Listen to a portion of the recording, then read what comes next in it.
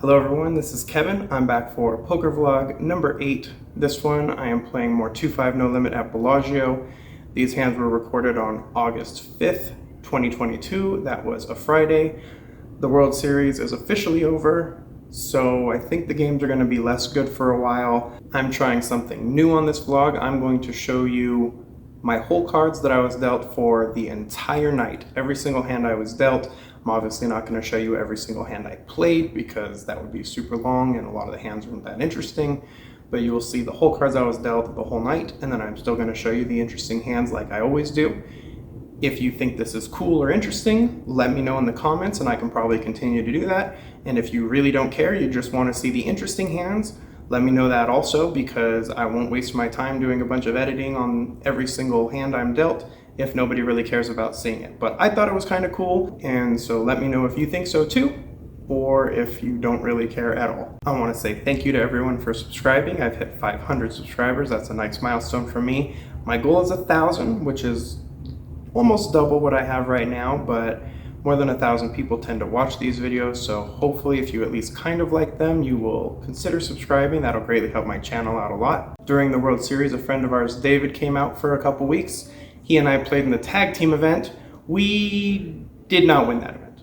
I would say it was a joint losing effort, but it was fun. I'm glad I did it. That was my first World Series event, and I'd like to play more of them. It was a good time. He did bring me a new card protector that he had specially made for me, so it's a silver coin, and he had the Angels logo etched in it for me, so I really appreciate that. Thank you, David. It's pretty awesome. The other side has my initials on it and the 4 card suits, so very cool. And the other thing is, you may notice I have a new recording background here for mine and my wife's anniversary. She awesomely put this together for me, got me a Trout jersey and an Ohtani All-Star shirt, an Angels banner, and I got a nice chair and a nice little recording area. So thank you for that. That was very thoughtful. And again, always good to be with people who are supportive of you, and my wife is awesome. So let's get into the hands on this one, and we'll catch up with you afterward and talk about how the sessions have gone between the last vlog and this vlog. I buy in for the Bellagio 2-5 maximum of 500. I start this session off at about 9:15 p.m. and like I said in the intro, I'm going to show you every single opening hand that I was dealt. Some of these obviously are good cards, pocket pairs, king jack of clubs, and these are hands I played, but they don't end up being very interesting, so they're not going to make the vlog for hand analysis purposes. The first hand that I'm going to talk about for the vlog, I have ace 10 in the small blind. The cutoff raises to 15, I call, and the big blind 3 bets to 75. Both the cutoff and I fold, so the hand itself isn't super interesting. I just wanted to show you that sometimes if people know you're vlogging, they'll do something interesting or crazy because they want to be on the vlog. You'll hear other vloggers talk about that too, that they feel like they're being bluffed all the time because people want to be on the vlog. So I haven't had that happen to me too much, I don't think, but this is one of those times, so figured I'd show you this hand. This hand is actually pretty interesting. A couple sit down at the table literally just before this hand begins. So they both buy in for 200. He's an older gentleman and she is younger and possibly a temporary companion. I don't know that for sure. It doesn't really matter. Just trying to give you an idea of what's happening at this table at this time. And this is their very first hand. They have no idea what they're doing. You can hear the lady next to me asking if she should look at her cards. Should I look at my cards? Huh? Yeah, you can look at them. And then she lifts her cards up really high off the table. So I didn't look, but I'm trying to tell her that she should look at them closer to the table so that everyone can't see her cards. You generally want to look at them kind of like this. So as you can see, I have pocket 9s. I'm in the hijack. The gentleman who just sat down is under the gun and he limps for 5. It gets to me and I raise to 25. She calls, and only the other gentleman in the under the gun position calls. So it's just me against this couple. The flop is 9 of spades, queen of clubs, king of diamonds.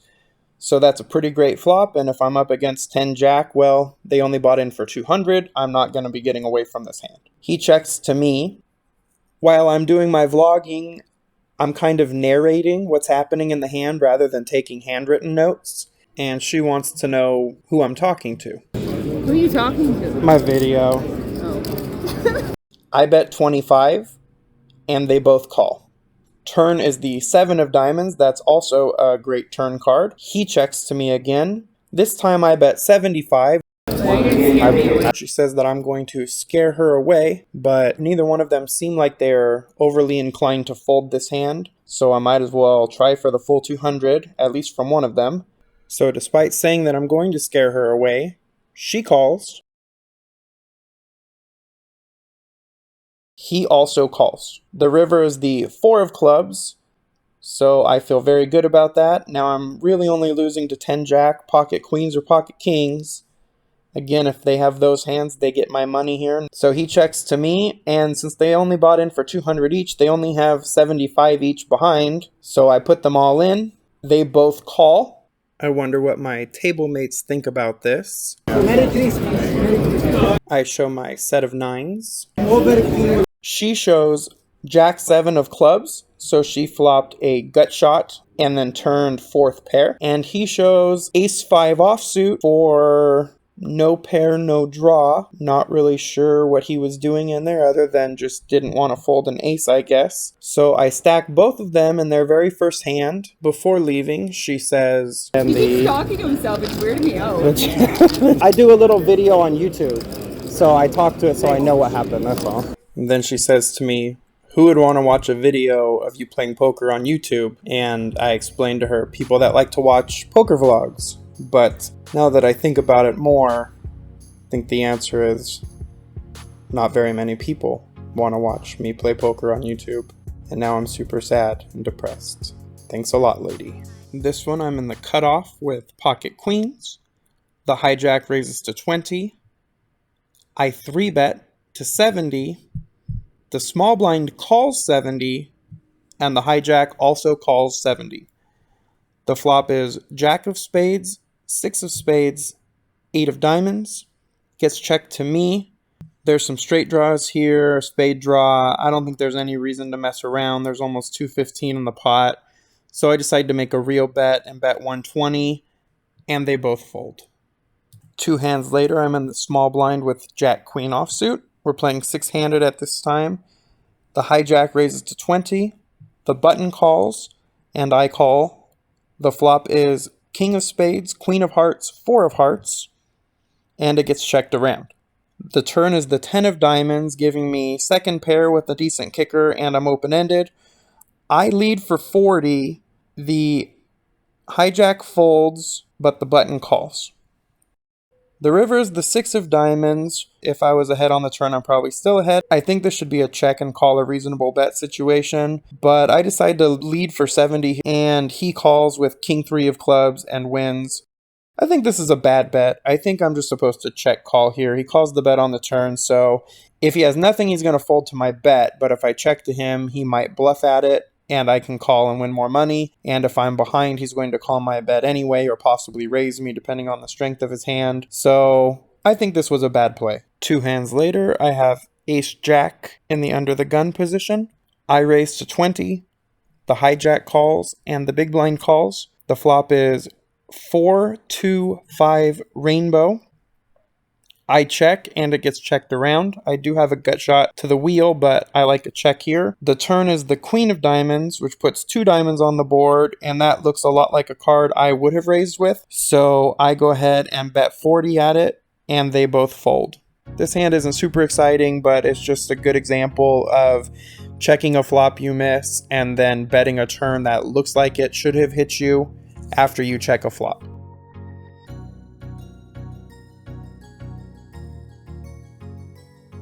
In this next one, I have Ace Queen of diamonds in the cutoff. The under the gun straddle is on. The hijack raises to 20. I 3-bet to 65, and only the hijack calls. He checks dark. The flop is 6 of diamonds, 6 of hearts, 9 of diamonds. That's a big flush draw. I'm good with that flop. It almost certainly missed him. And if he's on a diamond draw, that's worse than mine. I bet 75. And he folds. He shows Ace Queen offsuit and says that he almost folded it pre-flop because he hates that hand. And yeah, I understand that. Here I'm under the gun with pocket 10s. I raise to 20, and only the cutoff calls. The flop is 9-5-2 rainbow. Looks like a nice flop for tens. I lead for 25. The cutoff raises me to 75. I think I'm almost always ahead in this situation unless he happened to have just called a raise pre-flop with something like maybe jacks. And my reasoning is this: if he flopped a set, he probably wouldn't raise me in position on this board. There's not really a bunch of straight draws unless he thinks I have something like 4-5 or 7-8, which is unlikely when I raise under the gun, but I guess it's possible I could have something like that suited and be messing around. Likely a set, I think, calls here in position and then probably raises a turn. Two pair could raise here, but the odds of him having 9-5, 9-2, or 5-2 seems pretty unlikely. So I think for a while, whether I just want to call the 75 or whether I want to raise, I feel I'm probably ahead for the reasons I explained, but at the same time, pocket tens doesn't feel that strong of a hand. There's a bunch of cards I don't want to see on the turn. So I do 3-bet here to 180. After I 3-bet, he thinks for a minute, and he ends up folding, and he shows a 9. My guess is it was something like 8-9 suited or ace-9 suited is probably more likely. I end up winning this one, and I think the 3-bet is the right play. There's so many cards I don't want to see on the turn, and I won't know where I'm at if I just call. In this next one, I have ace-queen of spades, also under the gun. I raise to 20. The button calls and the small blind calls. The flop is ace of diamonds, 6 of diamonds, 3 of spades. That seems good to me. It gets checked to me. I bet 30. The button calls and the small blind folds. The turn is the 5 of spades, so now to go along with my top pair good kicker, I have the nut flush draw. I like it. I bet 60 and he calls. The river is not a spade, but it's the queen of clubs, giving me top 2. It still seems like that's probably a good hand unless he has some random set or straight. I bet 140. This is the same guy who raised me in the last hand with the pocket tens. He raises me to 300, and I just don't think there's any way I can get away from my hand here for an extra 160. My hand's way too strong. None of the draws came in on the river with the queen of clubs for him to be raising with that card, so either he had a set or turned some sort of straight, or ace queen should be good. So there's no way I can fold here for 160. I don't think too long. I call. He shows ace queen offsuit for the same hand. I was free rolling him on the turn big time, but unfortunately I do not get there, and we end up chopping this pot. In this next hand, I have 6-7 of diamonds in the cutoff. The hijack limps. I raise to 20.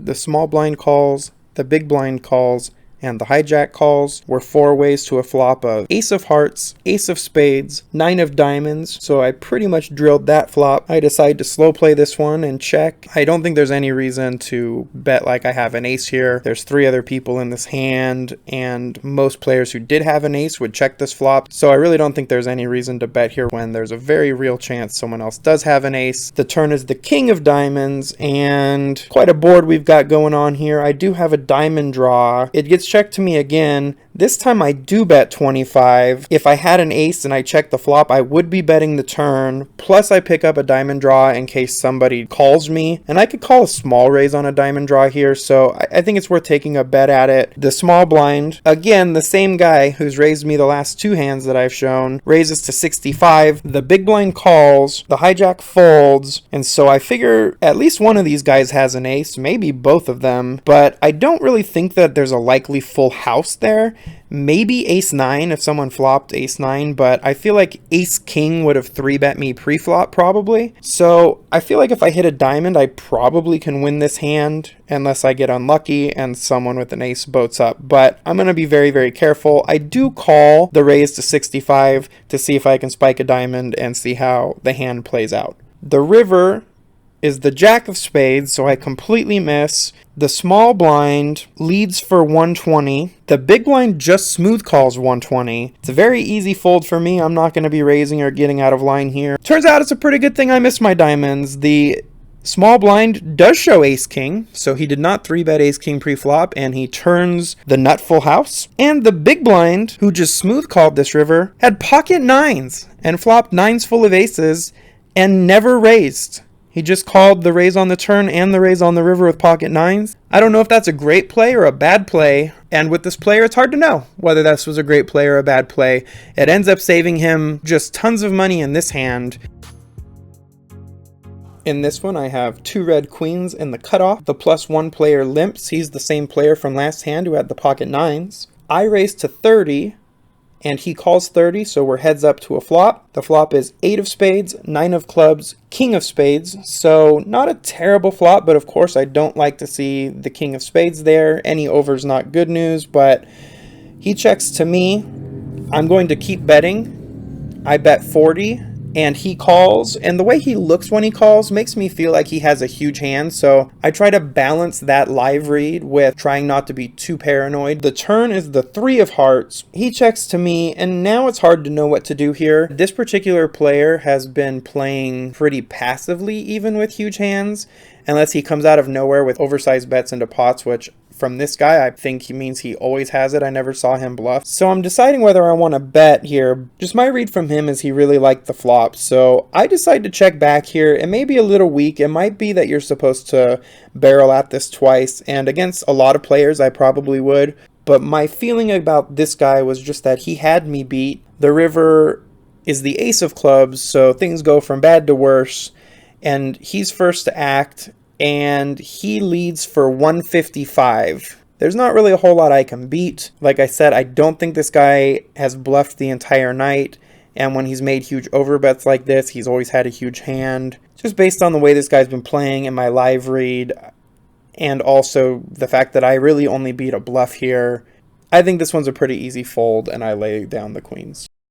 This is the very next hand. I went straight from cutoff to low jack. I have pocket sevens. I raise to 20. The button calls and everybody else folds. The flop is 2 of hearts, 7 of diamonds, 9 of spades, flopping middle set. That's a pretty great flop and a pretty dry board. So I decide to check, hoping that he hits something or that he'll bet at it based on my check. He bets 25, and I decide to just call here because the board is super dry. The turn is the 3 of spades. That's also a pretty good card. I hope he's going to keep betting here based on that card being pretty non-threatening. So I check again. This time he bets 50. And now I think it's a good time to raise before a scare card comes on the river. So if he has something like top pair or pocket tens or pocket eights, something that he thinks might be good here. I don't want an ace or a king to come on the river or another spade that scares him off. Either way, I think it's a good time to raise, especially since I'm out of position. I either am going to be in an awkward position of leading a river with my set, which is always strange, check, check, bet, or I'm going to have to check and hope he bets again, and if he checks behind, I'm just going to show down a strong hand without getting more money in. So I raise to 120, and he calls pretty quickly. The river is the 9 of diamonds, which is pretty great card. If he has a 9, I'm probably going to stack him as long as he doesn't have some random 9-3 or 9-2, which I don't expect him to have. He only has 250 or so left. It's also a little bit of a bad card because if he happens to have something like tens or jacks that did not 3-bet pre-flop, the 9 might scare him since I've raised the turn. I'm not sure. Obviously, I have a very strong hand, so I like the 9 from that perspective. Since I check raised the turn, now I can lead and it makes sense. I decide to put him all in for his last 180 or so. He calls pretty fast, and he shows pocket tens, and when I show sevens, he's pretty surprised by them. I'm very happy with this hand, obviously, and I win a pretty nice one. Here I have ace-queen offsuit and the low jack.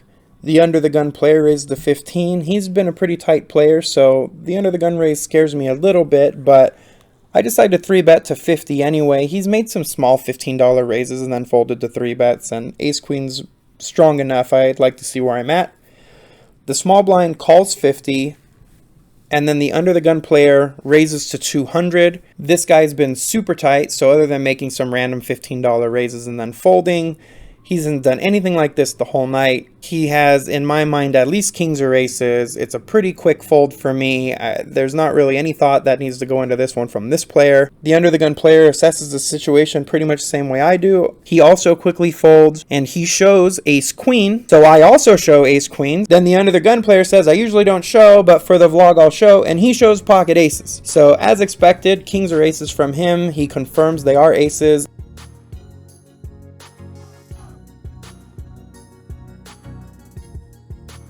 Alright, for the last hand of the night to make the vlog, I'm in the low jack with 3-5 of clubs. The under the gun player raises to 15. The +1 player calls, I call, the cutoff calls, the button calls, the small blind calls, the big blind calls, and only the hijack folds. So the pot has about 120 in it going to the flop. The flop is 4 of diamonds, 6 of spades, 7 of spades. So I flop the second nuts here with a straight. It's checked to me. I bet 30, hoping to keep a couple people in, but I probably should bet more here. The button calls, the small blind calls, and the +1 calls. So I've thinned the field a bit here. Now the pot has something like 240 in it. The turn is the ace of diamonds. That's a pretty great card, other than the fact that now there's 2 flush draws out there. It gets checked to me again, and I make a mistake here. I only bet 75, which again seems kind of like an okay bet, but the pot's just pretty big. So if you're looking at bet to pot ratio, it's a little bit small. If you're looking at, hey, this pot was raised to 15 pre-flop, and then there was a $30 bet on the flop and a $75 bet on the turn, the progression seems reasonable, but I think it should be bigger here since the pot's bigger and there's so many draws out there.